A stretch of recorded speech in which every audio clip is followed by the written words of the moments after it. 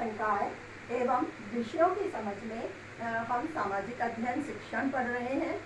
और सामाजिक अध्ययन शिक्षण में भी जैसे सामाजिक अध्ययन हमने बताया है कि किस तरह से यह एकीकृत समन्वित विषय है, जिसमें इतिहास, भूगोल, अर्थशास्त्र, नागरिक शास्त्र और समाज शास्त्र, इनका भी अध्ययन किया जाता है। इन्हीं का यह समन्वित विषय है।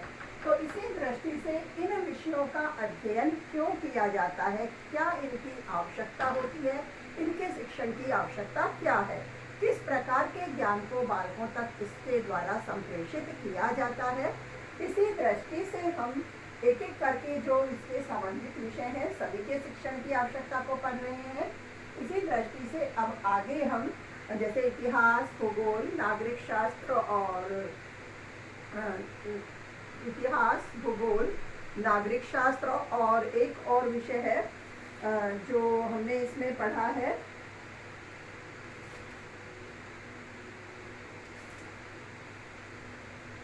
अब समाज शास्त्र है, इसे हम और पढ़ेंगे। जैसे समाज शास्त्र है, यह भी सामाजिक अध्ययन का ही विषय है, तो इसको भी हम पढ़ रहे हैं। तो इसी के शिक्षण की आवश्यकता को आज हम पढ़ लेते हैं। जैसे 4 विषय हमने पढ़ लिए।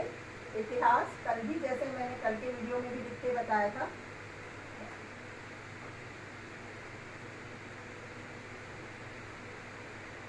इतिहास, भूगोल, नागरिक शास्त्र,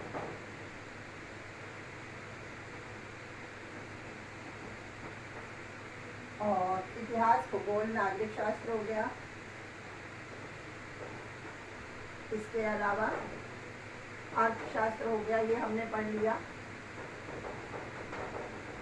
4 हो गए। 5 विषयों को हमने इससे जोड़ा है, जिसमें समाज शास्त्र और रह रहा है, उसे आज हम पढ़ लेंगे।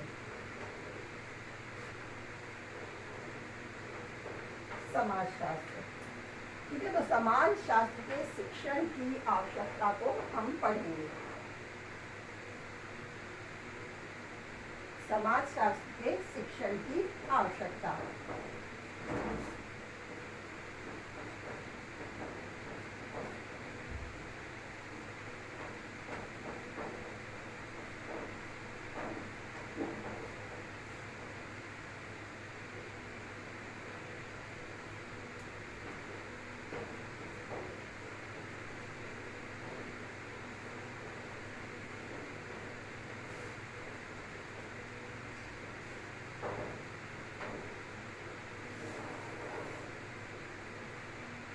समाज शास्त्र के शिक्षण की किस प्रकार से, जैसे सामाजिक अध्ययन शिक्षण के माध्यम से शिक्षण की आवश्यकता होती है, तो जैसे हम बार बार इस बात को बता भी रही हूँ मैं, हम बात भी कर रहे हैं इस दृष्टि से कि सामाजिक अध्ययन शिक्षण मानवीय परिप्रेक्ष्य में समाज का अध्ययन करता है। और जो समाज है तो वह एक तरह से समाज शास्त्र के माध्यम से उसे पूर्ण रूप से एक तरह से परिभाषित किया जा सकता है। क्या क्या समाज की रीतियाँ हैं, क्या रहन सहन के ढंग है, किस तरह का वहाँ पर्यावरण है, या कहें कि समाज जो है वह एक तरह से पर्यावरण से ही रीतिबद्ध होता है, पर्यावरण के द्वारा ही वह स्थापित होता है। और या कहें कि वो रहन सहन है या वहाँ के रीति रिवाज है, वो भी किससे प्रभावित होते हैं, वहाँ के वातावरण से भी बहुत कुछ वो प्रभावित होते हैं या उस पर भी निर्भर होते हैं। तो इस दृष्टि से हम ये बता सकते हैं कि जो समाज है वह पर्यावरण से रीतिबद्ध होता है। जो समाज के रीतियाँ हैं, रिवाज हैं, ये सब भी इस तरह से पर्यावरण से संबंधित होते हैं। तो हम ये कह सकते हैं कि यह समाज है वह पर्यावरण से रीतिबद्ध होता है। और पर्यावरण से संबंधित उसके रहन सहन के ढंग, रीति रिवाज हैं, और वहाँ की किस तरह की पर्यावरण की जलवायु है, इन सब का अध्ययन समाज शास्त्र के शिक्षण में हम करते हैं। और इसी दृष्टि से समाज शास्त्र के शिक्षण की आवश्यकता होती है।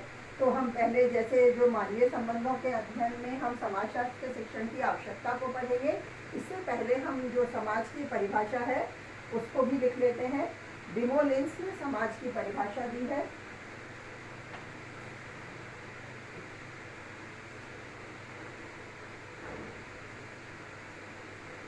अर्थ को ज़्यादा डिफाइन करने की आवश्यकता नहीं है, क्योंकि जैसे जो व्यक्तियों का समूह है वही समाज है, तो हम बता देंगे अर्थ में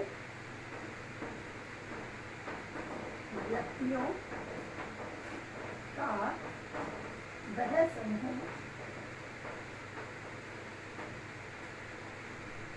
हालांकि मैंने समाज से संबंधित परिभाषाएं भी बता दी हैं वहाँ जहाँ मैंने इसको एक तरह से समाज से संबंधित कई सारे उदाहरण देकर अर्थ में परिभाषा बताकर जहाँ बताई गई है। तो इस दृष्टि से मैं एक बार इसका अर्थ बता के एक परिभाषा लिख के ही फिर जो शिक्षण की आवश्यकता है उसे स्पष्ट करूंगी। समाज व्यक्तियों का वह समूह है जो एक प्रकार के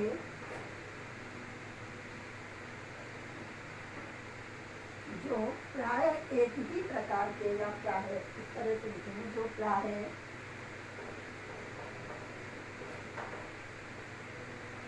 एक ही प्रकार के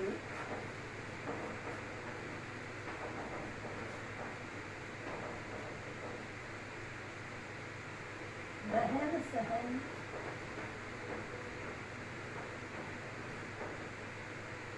के ढंग को अथवा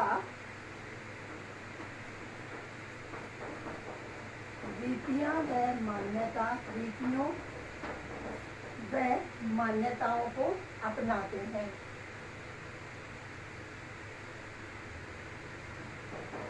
मान्यताओं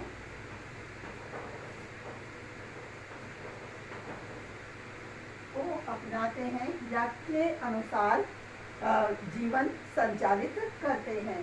के अनुसार,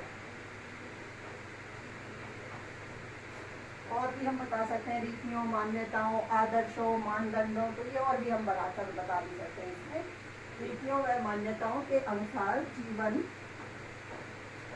संचालित करते हैं।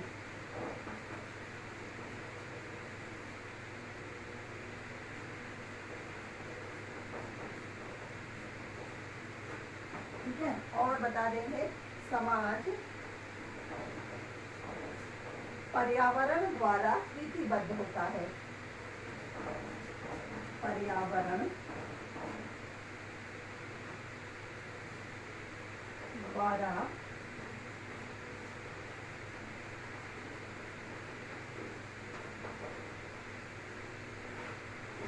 रीतिबद्ध होता है। ठीक है, इस तरह से हम समाजशास्त्र के अर्थ को बता देंगे। इसी तरह अब आगे इसमें इसके शिक्षण की आवश्यकता को पढ़ने से पहले इसकी एक परिभाषा है वो भी लिख लेते हैं।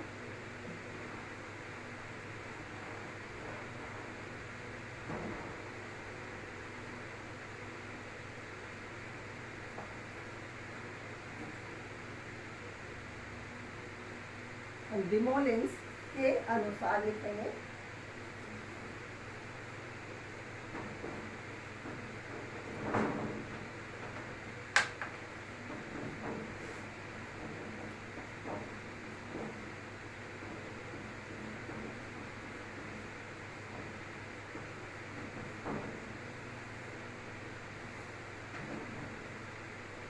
डिमोलिंस के अनुसार लिख रहे हैं हम समाज पर्यावरण द्वारा रीतिबद्ध होता है। समाज के रीति रिवाज, इसमें भी बताया इन्होंने, समाज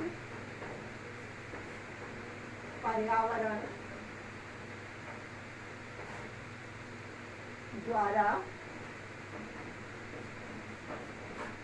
रीतिबद्ध होता है।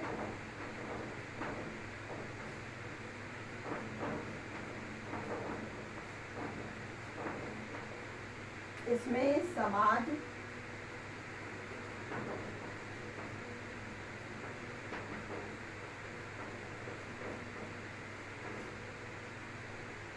समाज के रीति रिवाज, रहन सहन, खान पान,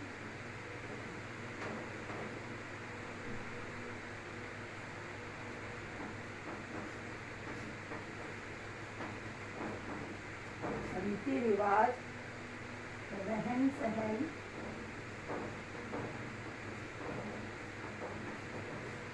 खान पान,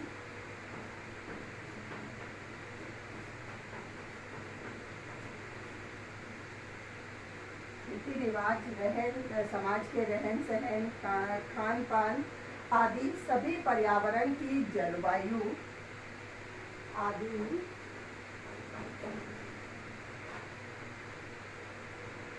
सभी पर्यावरण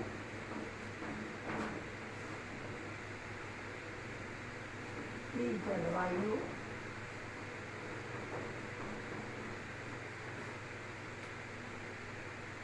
पर्यावरण की जलवायु के आधार पर निर्धारित होता है।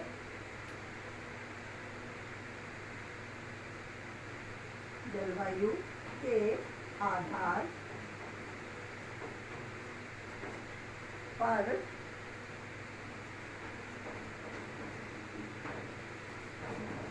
निर्धारित होता है। ठीक है। और समाज शास्त्र जो है वह समाज के इस तरह के समस्त रीति रिवाज, खान पान, रहन सहन और पर्यावरण से किस तरह से जलवायु पर आधारित यह रहता है, उन सब का अध्ययन किया जाता है। जैसे इसको हम और समझ सकते हैं कि किस तरह से यह जलवायु या पर्यावरण पर आधारित होता है। ज़्यादा अधिक समझाने की आवश्यकता इसलिए नहीं है क्योंकि सभी जानते हैं कि जहाँ गर्म प्रदेश है या गर्म मौसम रहता है, गर्म जलवायु रहती है, तो वहाँ का रहन सहन किस प्रकार का होगा, किस तरह के वस्त्र या वेशभूषा वहाँ पहनी जाएगी। इसी तरह से मानो जहाँ ठंडा प्रदेश है, अत्यधिक जलवायु वहाँ की नम रहती है, ठंडी रहती है, तो वहाँ का रहन सहन कैसा होगा। और इसी तरह से खान पान भी उसी पर निर्भर करता है क्योंकि शरीर को वातावरण के अनुसार बनाए रखने के लिए वही की जलवायु के अनुसार अपने आप को एक तरह से समन्वित करना पड़ता है या उस पर हम निर्भर रहते हैं, उसी के अनुसार हमारे शरीर को तैयार रखना होता है। इसी दृष्टि से जो पर्यावरण की जलवायु है वह रहन सहन और खान पान को प्रभावित करती है। और इसी दृष्टि से जो रीति रिवाज है वो भी उन्हीं के अनुसार मनाए जाते हैं। तो इस दृष्टि से जो डिमोलियंस है इन्होंने बताया है कि जो एक समाज है किस तरह से पर्यावरण से रीतिबद्ध होकर पर्यावरण की जलवायु के आधार पर ही वहाँ का रहन सहन, रीति रिवाज, खान पान निर्धारित होता है। अब इसके बाद जैसे हम जो सामाजिक अध्ययन में हम समाज शास्त्र के शिक्षण की आवश्यकता को पढ़ रहे हैं, तो समाज शास्त्र के शिक्षण की आवश्यकता किस विषय वस्तु के आधार पर होती है। तो इस दृष्टि से जैसे और एक और बात है, जैसे कि हम मानवीय संबंधों के अध्ययन में ही या परिप्रेक्ष्य में ही समस्त अध्ययन को पढ़ रहे हैं, तो इसी दृष्टि से मानवीय संबंधों के अध्ययन की दृष्टि से अथवा कहें स्पष्टीकरण की दृष्टि से समाज शास्त्र के शिक्षण की क्या आवश्यकता है या कौन से विषय वस्तु है जिसके द्वारा समाज शास्त्र के शिक्षण की आवश्यकता अनुभव की गई और समाज शास्त्र पढ़ाया जाता है। तो उस विषय वस्तु को हम पढ़ लेते हैं। हालांकि जो परिभाषा और ये चीजें हमने बताई है वो विषय वस्तु लगभग उसमें क्लियर हो गई है क्योंकि यही विषय वस्तु है जो समाज शास्त्र के माध्यम से पढ़ाई जाती है। अलग अलग तरह के कई सारे समाज होते हैं। जैसे हम बात करते हैं कि हमारे देश में भी कई प्रकार के समाज हैं। अलग क्षेत्र के आधार पर ही थोड़ी से डिस्टेंस में ही जैसे समाज में परिवर्तन आ जाता है, रीति रिवाजों में परिवर्तन आ जाता है, रहन सहन के ढंग में आ जाता है परिवर्तन, या विश्व के अन्य समाजों में भी हो सकता है। तो जैसे हमने जलवायु की बात की है, तो किस तरह से जलवायु के आधार पर यह परिवर्तन होता है। तो इस तरह से कितने सारे विभिन्न समाज होंगे, उनकी क्या क्या रहन सहन, रीति रिवाज वगैरह होंगे। तो ये समस्त अध्ययन जैसे समाज शास्त्र के शिक्षण के माध्यम से किया जाता है। तो इसे हम चार्ट के द्वारा समझ लेते हैं। जैसे ये समाज शास्त्र है,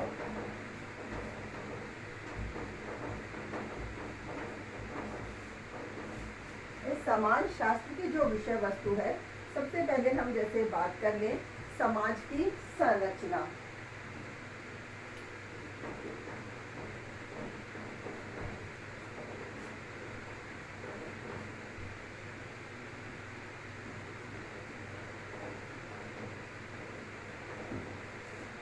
ठीक है, जैसे समाज शास्त्र में सबसे पहले हम समाज को पढ़ते हैं तो क्या उसकी संरचना है, किस तरह से वह निर्मित हुआ है, किस प्रकार से उसका निर्माण हुआ है। इस दृष्टि से समाज शास्त्र में हम समाज की संरचना का अध्ययन करते हैं। और जैसे मैंने अभी बताया, एक ही प्रकार के समाज नहीं होते, विभिन्न प्रकार के समाज होते हैं, उनकी संस्कृतियाँ होती हैं। तो इसी दृष्टि से विद्यार्थियों को, बालकों को विभिन्न प्रकार के समाजों से एक तरह से समाजों से परिचित करवाने के लिए, उनका ज्ञान देने के लिए, उनके रहन सहन, उनकी संस्कृति, उनके जो भी एक तरह से उनकी परंपराएं रही हैं, उनसे अवगत करवाने के लिए समाज शास्त्र में समाज की संरचना को पढ़ाया जाता है। इसी दृष्टि से जैसे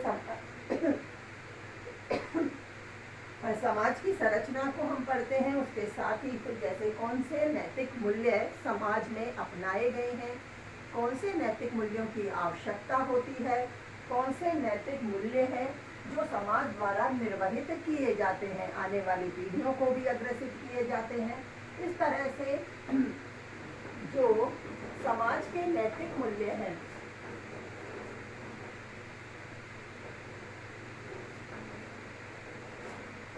जो समाज के नैतिक मूल्य हैं, उनका अध्ययन भी समाजशास्त्र के अंतर्गत किया जाता है। क्योंकि समस्त समाजों के भी जैसे कुछ नैतिक मूल्य तो समान होते हैं, सभी की उनकी अपेक्षाएं होती हैं, लेकिन कुछ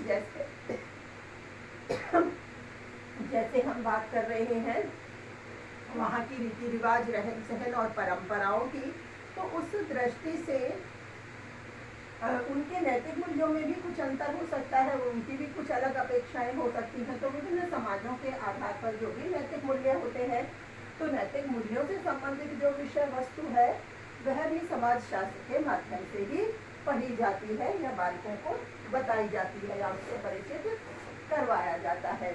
इसी तरह से नैतिक मूल्यों के साथ साथ कई तरह की समाज की सामाजिक समस्याएं भी हो सकती हैं।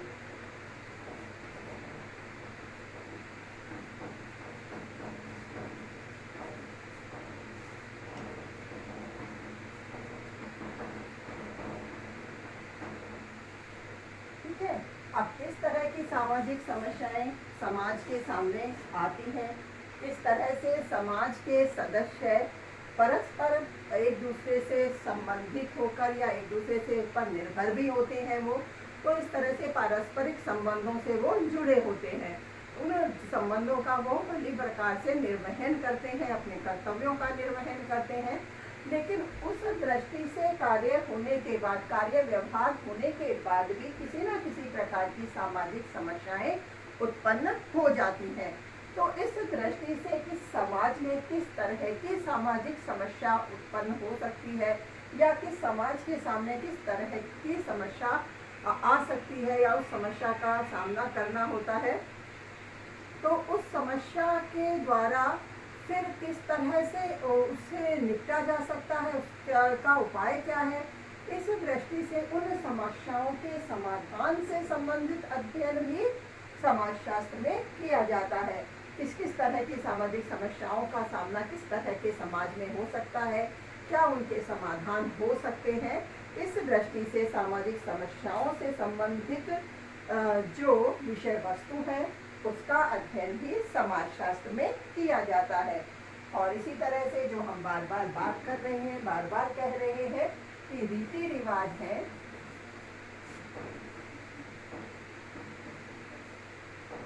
जो रीति रिवाज है, कई तरह के समस्त समाजों के अलग अलग रीति रिवाज हैं, उनका अध्ययन भी हम किसमें करेंगे, समाजशास्त्र में करेंगे। तो विभिन्न प्रकार के रीति रिवाज, रहन सहन है, तो इनको हम समाजशास्त्र के साथ अध्ययन, समाजशास्त्र के विषय में ही अध्ययन करेंगे। इसी के साथ जैसे इनकी जो संस्कृति होती है, किस तरह से समाज की किस प्रकार की संस्कृति है।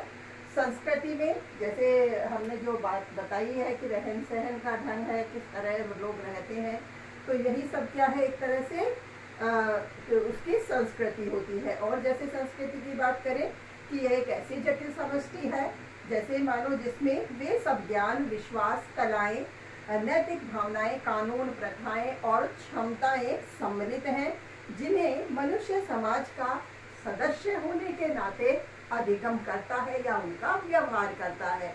इस तरह की संस्कृति का अध्ययन भी समाज शास्त्र के माध्यम से किया जाता है। समाज शास्त्र में जैसे संस्कृति के अलावा और हम बात करें जो मानवीय संबंध है,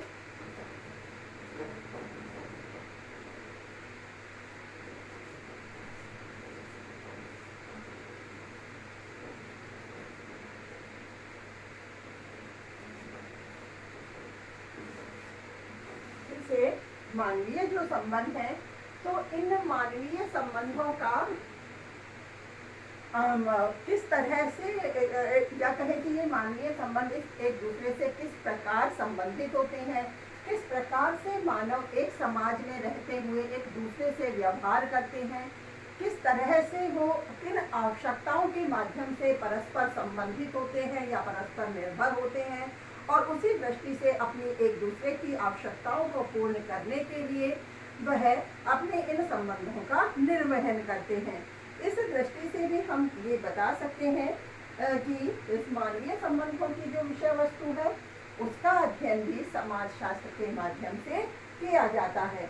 और बात करें जैसे आदर्श व आस्था, तो कई तरह की आदर्श, जैसे रीति और संस्कृति की हमने बात की है, इन्हीं से संबंधित किसी तरह के समाज के आदर्श हो सकते हैं, उसका किसी प्रति का किसी चीज के प्रति या किसी देवता के प्रति या कहीं किसी भी प्रकार से जैसे उसकी आस्था और श्रद्धा या आदर्श भी हो सकते हैं। तो उन आदर्श और आस्थाओं का अध्ययन भी किस समाज के का किस तरह का आदर्श है, क्या उसकी आस्था रही है। जैसे हम कई सारे समाजों का पढ़ते हैं कि अमुक समाज है जिसकी मान्यता अमुक देवी से संबंधित है या किसी और देवता से संबंधित है या कहीं किसी लोक देवता की अधिक मान्यता होती है। तो वो सब मान्यता क्या है, ये सब आदर्श है कि किसी समाज का कौन किस तरह का उसका आदर्श हो सकता है। तो इस तरह से समाज के आदर्श और उसकी मान्यता या कहें उसकी और जो आस्था होती है उनका अध्ययन भी हम समाज शास्त्र के माध्यम से ही करते हैं। तो आस्था और आदर्श,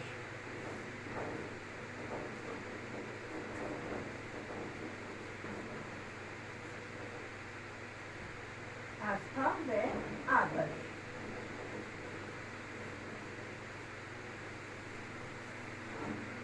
इनका अध्ययन भी हम समाज शास्त्र के माध्यम से करते हैं। इस दृष्टि से हम ये बता सकते हैं कि जैसे ये समस्त विषय वस्तु हमने पढ़ी है, संस्कृति है, रीति रिवाज है, सामाजिक समस्याएं हैं, मानवीय संबंध है, आदर्श और उसकी आस्थाएं हैं, समाज की क्या संरचना है, कौन से नैतिक मूल्य है, इन समस्त विषय वस्तु का ज्ञान बालकों तक संप्रेषित करने के लिए, इससे बालक को परिचित करवाने के लिए हमें समाज शास्त्र के शिक्षण की आवश्यकता होती है, जिसे हम सामाजिक अध्ययन के माध्यम से बालकों तक संप्रेषित करते हैं या बालकों को इससे हम परिचित करवाते हैं। इसी विषय वस्तु से जैसे जो बालक हैं या समाज के एक तरह से भविष्य में वो समाज के नागरिक भी होंगे, नागरिक होने के साथ साथ वहाँ समाज के सदस्य होने के नाते किसी तरह से इन समस्त मानवीय संबंधों का वो निर्वहन करेंगे। तो ये कहें कि हम समाज के सदस्यों के मध्य संबंधों का ज्ञान बालकों को समाज शास्त्र के माध्यम से होता है और उन्हें इस तरह की जो सामाजिक समस्याएं हैं और कितने ही प्रकार की जो सामाजिक समस्याएं आती हैं उनका समाधान करने के लिए प्रवृत्त होते हैं, वो तैयार होते हैं। और हम और स्पष्ट कर सकते हैं इस तरह से कि जैसे वर्तमान समय में विविध व जटिल मानवीय संबंधों के विषय में ज्ञान कराने के लिए इस तरह से कई सारे जो विषय वस्तु बताई है, विषय वस्तु के अलावा एक तरह से सामाजिक अध्ययन के और भी विषयों की हमने बात की है, उन समस्त विषय वस्तुओं के माध्यम से हम ये कह सकते हैं कि जैसे सामाजिक अध्ययन शिक्षण की भी आवश्यकता होती है, और उस शिक्षण में इस तरह के समाजशास्त्र या अन्य जो विषय हमने पढ़े हैं उनके शिक्षण की भी आवश्यकता होती है। इससे हमारा यह निश्चित हो गया है कि किस तरह से बालकों को समाज के एक सदस्य के रूप में किस तरह से मानवीय संबंधों का निर्वहन करना है, और किस तरह से सामाजिक समस्याओं के समाधान के लिए प्रवृत्त रहना है, और इस तरह के ज्ञान को संप्रेषित करने के लिए हमें समाजशास्त्र के शिक्षण की आवश्यकता होती है। तो ये आज हमने सामाजिक अध्ययन शिक्षण का हमने जैसे सामाजिक अध्ययन शिक्षण का जो समाजशास्त्र विषय है उसके शिक्षण की आवश्यकता को आज पढ़ लिया है। अब इससे आगे जो भी हम पढ़ेंगे, जो भी टॉपिक या प्रकरण पढ़ेंगे उसको कल पढ़ेंगे।